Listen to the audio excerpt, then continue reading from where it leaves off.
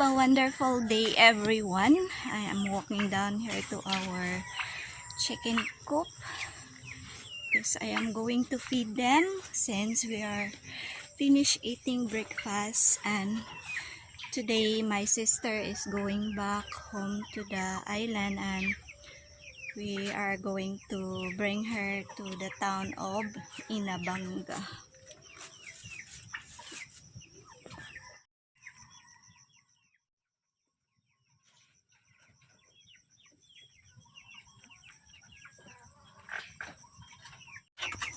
I am here now inside our chicken coop and I give some feeds already on those chicken on the other side of the cage and in here, then some here.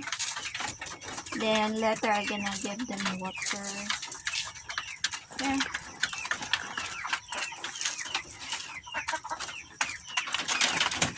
That's enough.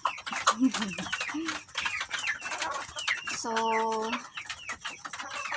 the other day we able to cut around 2 broiler for our food consumption. Every day also here on our layers, I able to get eggs every day, like around 10 or 9.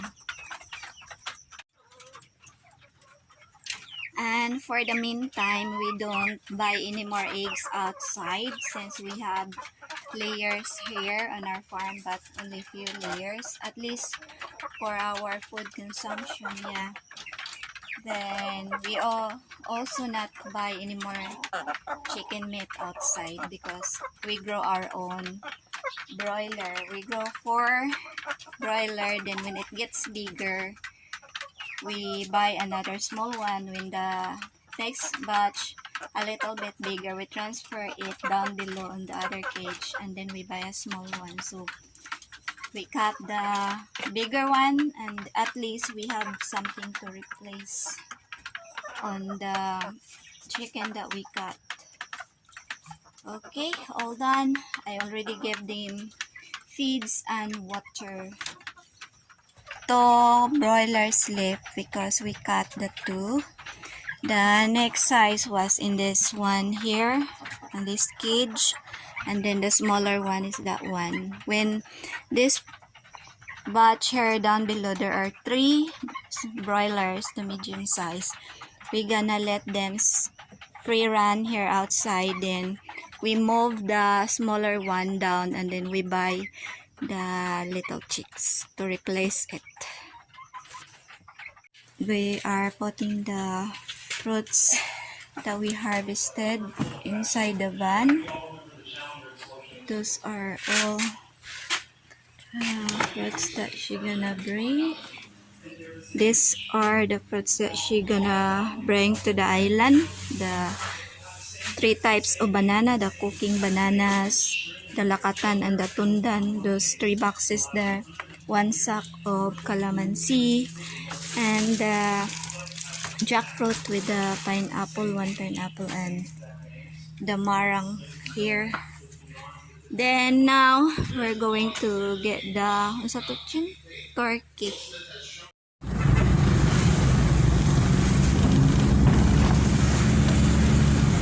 Riverside. Yeah. No, it's low. Well, it seems wider.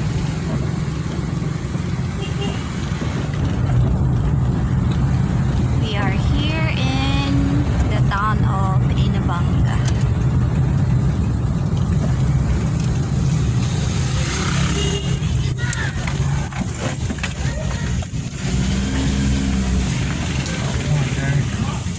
Do you know this guy? Do we want him? Only Richie knows. She's still plugged in. For some of this tricycle, like they will not go to the port.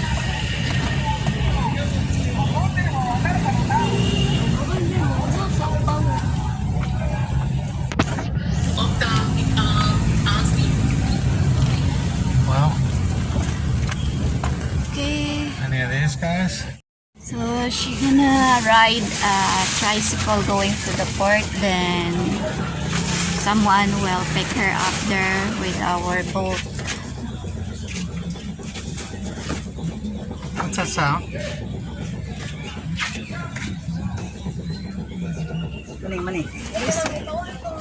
This one here. You did not turn off though.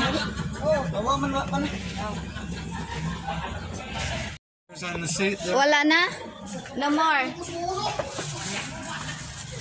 Thank you so much. Okay. Iyahang pabo.